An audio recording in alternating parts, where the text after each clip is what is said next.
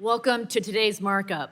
We're continuing this committee's mission to make life better for the American people and future generations by taking action on legislation from across several of our subcommittees.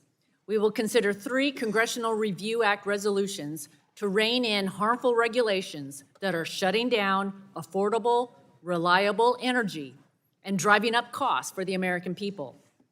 Energy is foundational to everything, and America needs more energy, not less. Rep. Balderson's resolution is critical to achieving that by repealing the EPA's plan to shutter American power plants and slash baseload energy.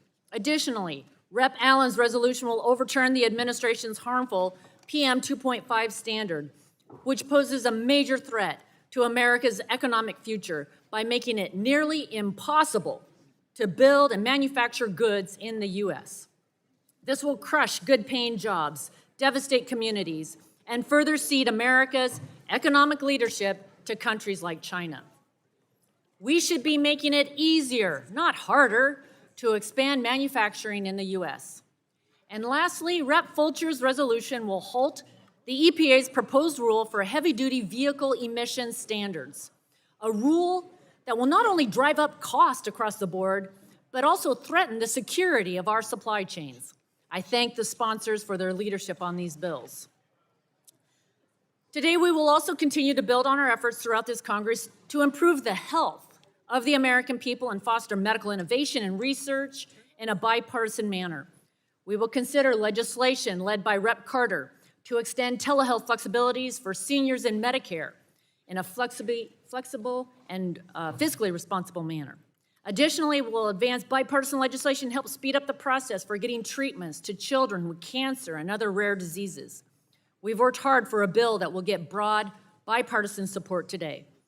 We will move forward on legislation to enhance access to care for seniors and those with disabilities, including a bill to expand the Medicaid buy-in program for working seniors with disabilities, which will include a provision to pilot new tools for states to provide better home and community-based services to people with disabilities.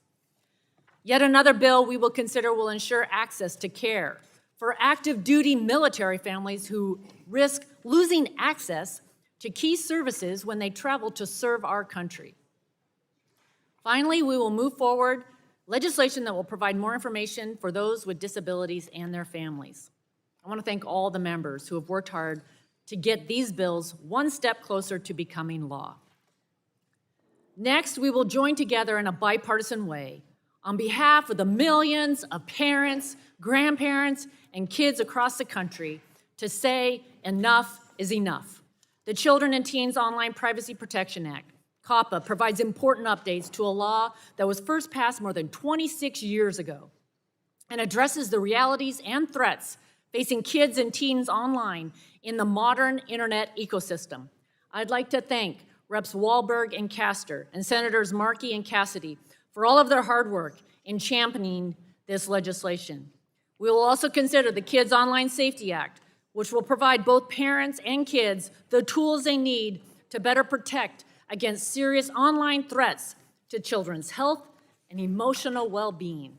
I'd like to thank Subcommittee Chair Gus Bilirakis and Reps. Cathy Castor, Aaron Houchin, and Kim Schreier for their leadership on this legislation. These bills are 2 important pieces to begin ushering in a new era on the internet, one that is defined by accountability and safety. Lastly, we will be considering the AM Radio for Every Vehicle Act, led by Subcommittee Chair Gus Bilirakis and Full Committee Ranking Member Frank Pallone. This legislation will preserve this key resource that millions of Americans rely on for critical information, especially during public emergencies. I did want to mention one bill that we will not be considering today, the Repair Act, led by Dr. Dunn. I want to recognize the hard work that he, his staff, and numerous stakeholders have done since the bill was considered in the IDC subcommittee last October. While we're not marking it up today, a lot of progress has been made, and I would encourage members and stakeholders to keep working together to find a path forward on this important piece of legislation. In the nearly 230-year history of this committee, we've established a rich tradition of taking on the hard problems and delivering solutions for the American people. Today, we will continue to build on that record of success. I urge my colleagues to join me in supporting all of the legislation being considered today, and I yield back.